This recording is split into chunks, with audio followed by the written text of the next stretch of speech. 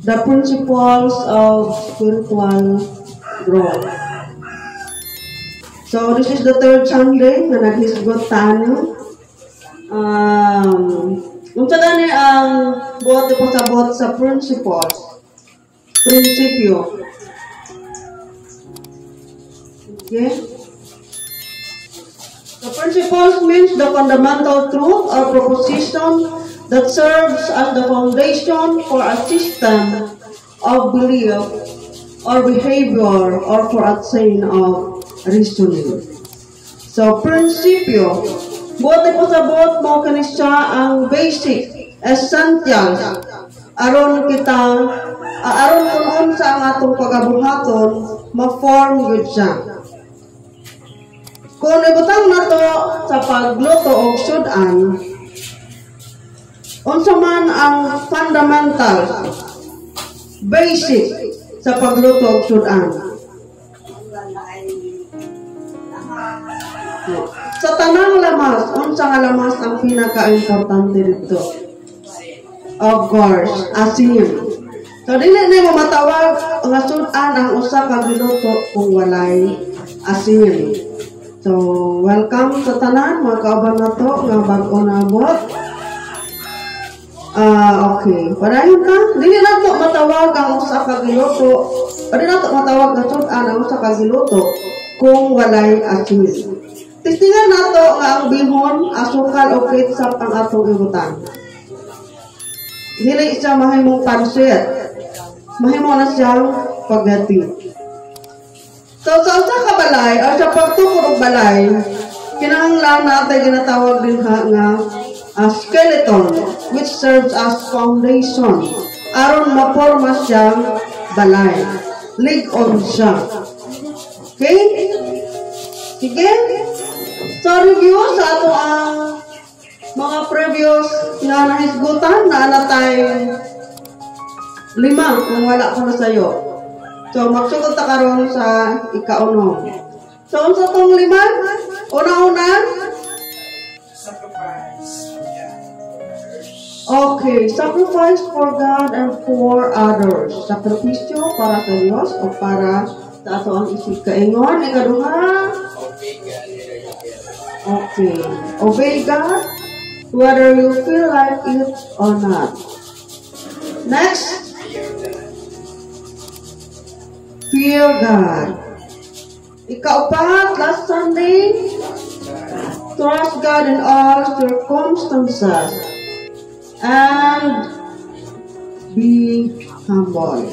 So, karon sa atong pagpadayon, nanatas sa ika-uno. Sige, murag gamay ra kaayo atong stream, no? Okay. So, sa atong ikaunom, what is that? Unsa na siya? Maklaro dili.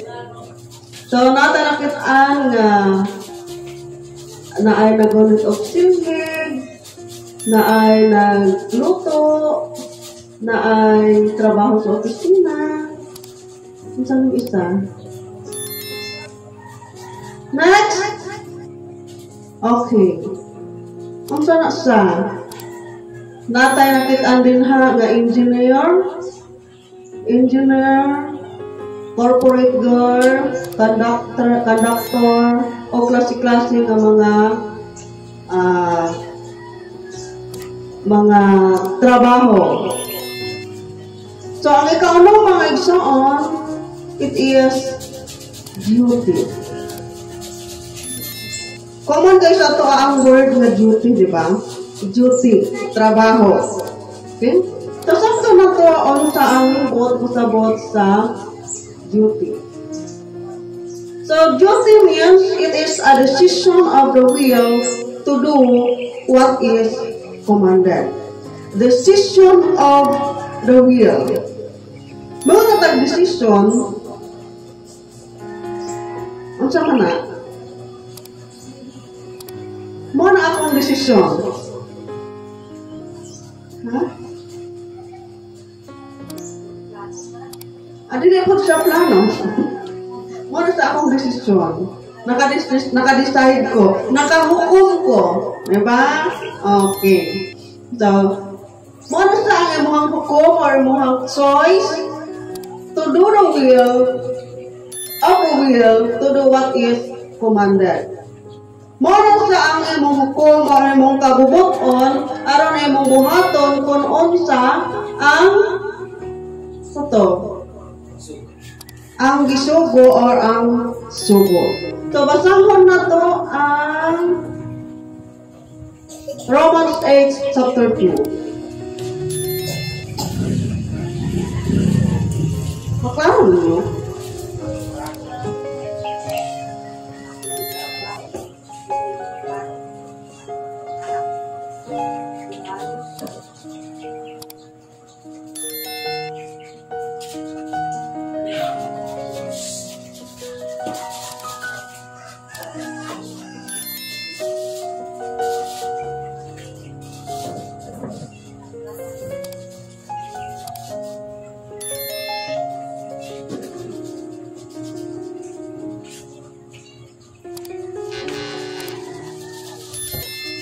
Sa Romans chapter 8 verse 2, kinsay nakakita?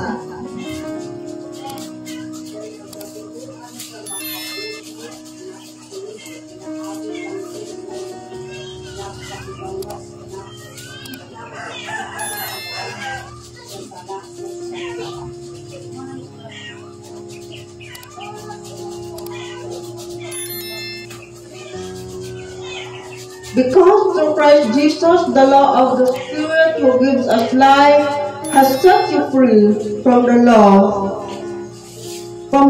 of sin and death. Pinaagi kang Kristo, gihatagan na kita niya o kagawasan. Kung basahon na to ang gikan sa verse 2 hangtod verse 8. No? Kung basahon na ito, ang gikan sa verse 2 hangtod sa verse 8, lingon siya rin ha. Verse 3, for what the law was powerless to do because it was weakened by the flesh. God did by sending His own Son in the likeness of sinful flesh to be a sin offering. And so, He condemned sin in the flesh in order that the righteous requirement of the law might be fully met in us, who do not live according to the flesh, but according to the Spirit. So, kung atong balikan ang meaning sa duty, mo ni siya ang ato ang hukom, ang ato ang choice, ang ato ang kabubuton nga mubuhat ta sa ato ang angay buhaton isip mga Kristohanon. So, natin ha sa verse 4, ingon siya, in order that the righteous requirement of the law might be fully met in us, who do not live according to the flesh, but according to the Spirit. So, since kita gibag-o, since kita nagpuyo o nagkinabuhi, sumala sa kinabuhi nga gigamhan sa balaang espiritu, dili na kita magkinabuhi, sumala sa ato ang tawhanon nga kabubuton. So therefore, it is, kung atong sabton ang duty, daghan kaayong duty ang usa ka Kristohanon. The first is to pray. No? Mag-ampo, duty muna, trabaho muna, mag-ampo. Magsimba, trabaho muna, isip usa ka Kristohanon. So, kung tanaw na to ang picture, ang sana sila, they are kung mag-choir member. Tama ba ko? Murag na maklaro, no? Murag hindi, wala nang katabang na. Sige lang. So, mga choir member. So, sa choir member, no, sa may mga tahay nato din, minina sa choir member, na ay, siyempre, tanong lang sila mga tahay yun. Pero, na ay mag-conduct, conductor or conductress, dira sa mga tahay, Naano sila yung nagkanda iyang tingo. Ay soprano, alto, bass, tenor. Oh. So na sila yung conductor nga ginatanaw, ginasunod. So kung kanang wait, no. So kung kanang mga naadiha, nag-iya-iya na sila og kanta. Wala ni subay ni tanaw sa kunon sa ang command sa conductor. Unsa kay mahitabo? Mayabag or mawala ang tingog, mawala ang unison. Mawala ang blending. So mawala ang pagkahiusa, mawala ang kanindot. So kung mawala ang kanindot, what will happen? Dili na kanindot, no? Yan wala naman ang kanindot. So kung butang na to siya sa ato ang congregation, tanan man ta Kristohanon. Pero natay different gifts, we have different duties, isip kabilang sa usa ka grupo. And napod tayo usa ka conductor nga ginatawag na kung asa dito ta musabngit. So in order for us to grow, kinahanglan na atay decision to do what is being commanded. Nga dili ang imuhang kabubuton ang matuman. Nga dili ikaw, kung nga na mong God, mas stagnant ta, mga igsoon, diha na lang ka, kontento na lang ka sa ingon anak. Okay? Para diha, last one. Basahon na ito, Ecclesiastes 12:13.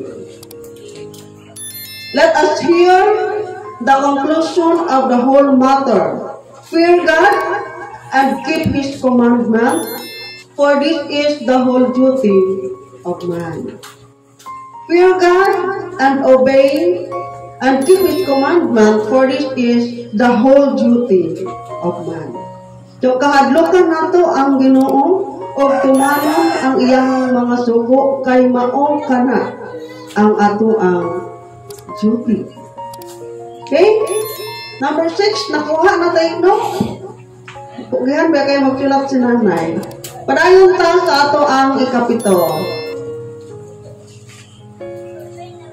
Oh, sana sila. They are happy people. Masaya sila. Masaya sila. Tama ba? Malipayon, gaanay lang ang paminaw. Unsa na? Nagaksanay. Kung nagaksanay, buti pa sa bot, wala sila nag-away. Wala sila kaligot-got, wala sila kalagot. Yan sa bukoy mugakos nga na kay kalagot. Okay. Naputol. Unsa na sa kanilang kamot, mga bata?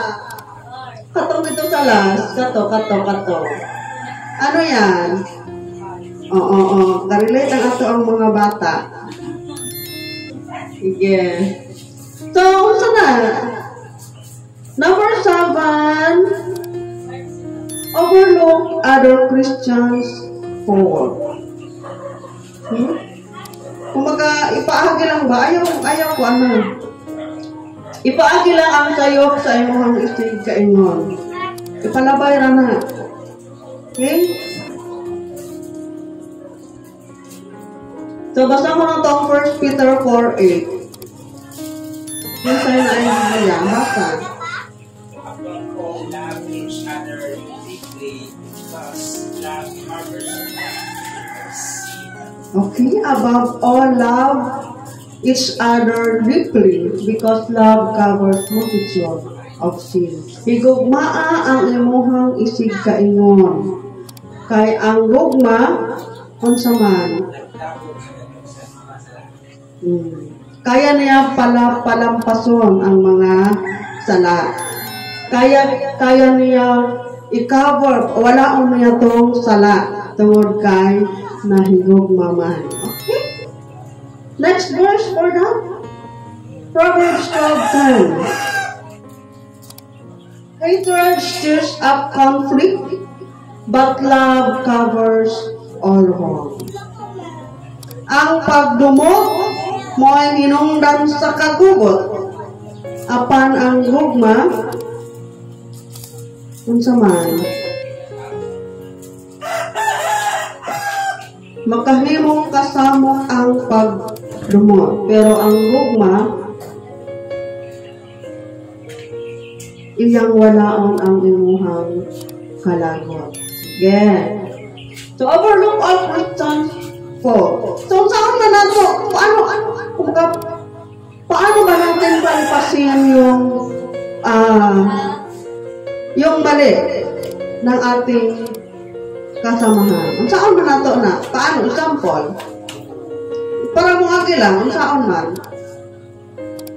Nang dili ko magadili na mo kuptan ang iyang sayo. Dili pansinon ang iyahang sayo. And ang saan man, kung dili mo pwede man po mo dili tagdon ang iyang sayo, dili lang mo sa tagdon, pero kumusta ang imong kasing-kasing?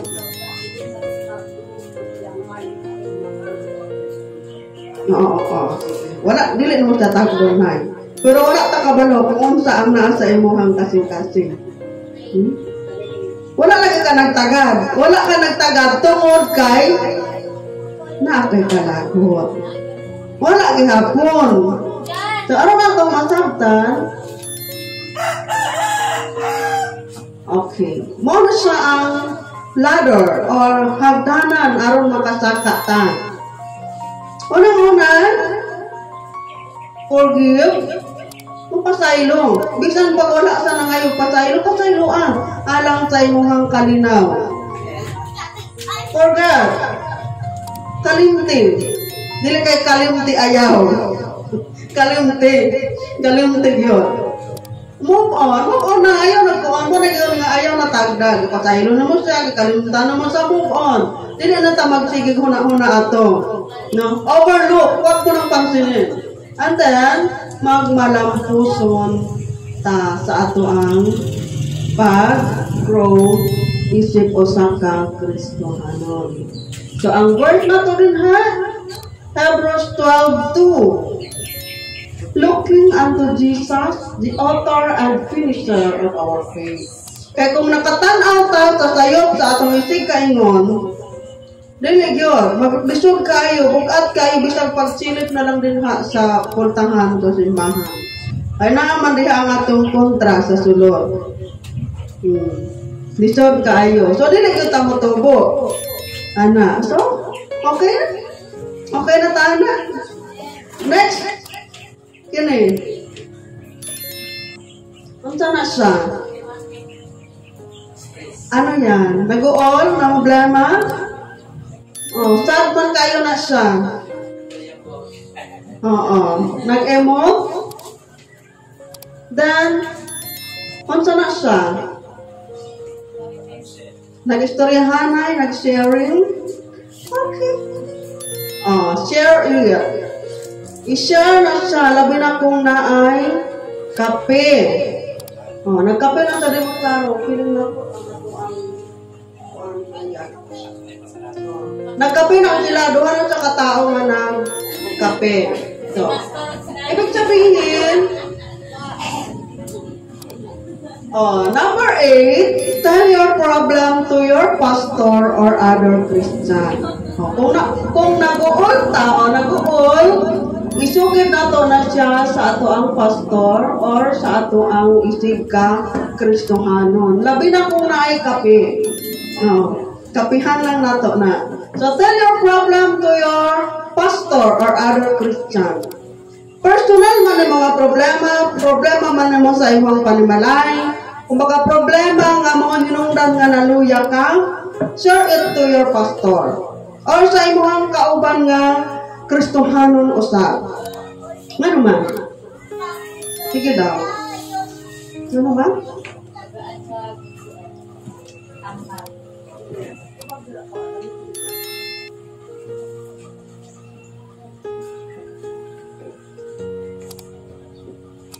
Para matagaan ka kanang tambag unya malima kuan kung unsay mong ginaisip matambagan ka nga unsay maayo nimong gihatag. Okay? Matambagan o kung unsa ang angay mong buhaton. Sige? Sa panapa? Problema man na nimo sa panimalay, personal man na nimo, isugid na sa imuhang pastor or sa imuhang isig ka Kristohanon. Samot na kung problema nimo sulod sa simbahan. Tell your pastor, tell your kauban nga Kristohanon. Kung sa gingon niya sa James 5:16.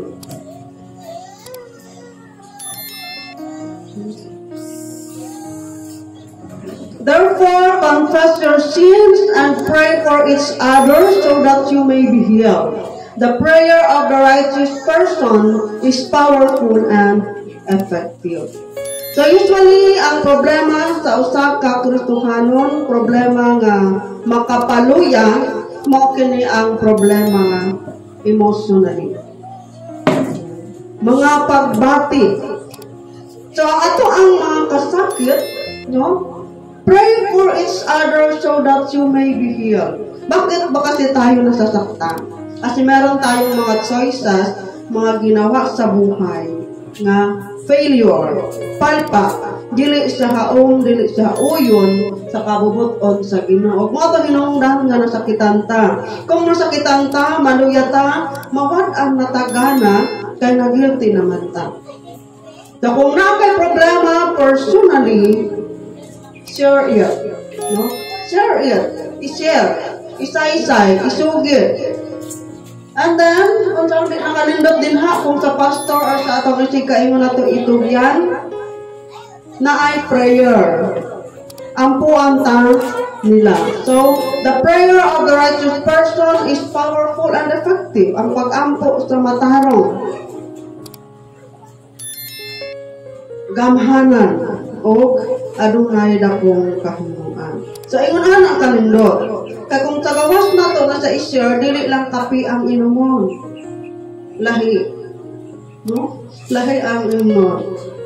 Lahi ang imnon anas. Kung mahubog, kung makahimo na hinuang tao, mga dili maayo.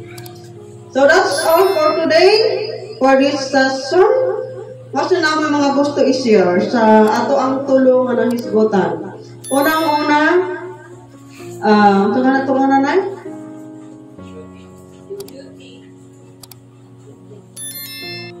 Duty. Kung sa imong responsibilidad. And then, ikaduha,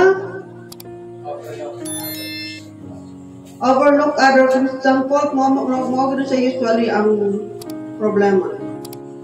Kaya wala tang katanaw sa angay na itong tanawon. Dito tanitanaw sa mga kaubanan na to. Sige? Now, number 8 is, if you have problem or tell your problem to your pastor.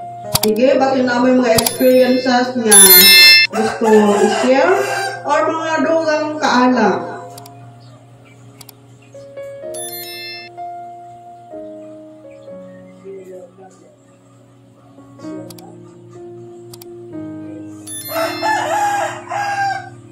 Mga experiences.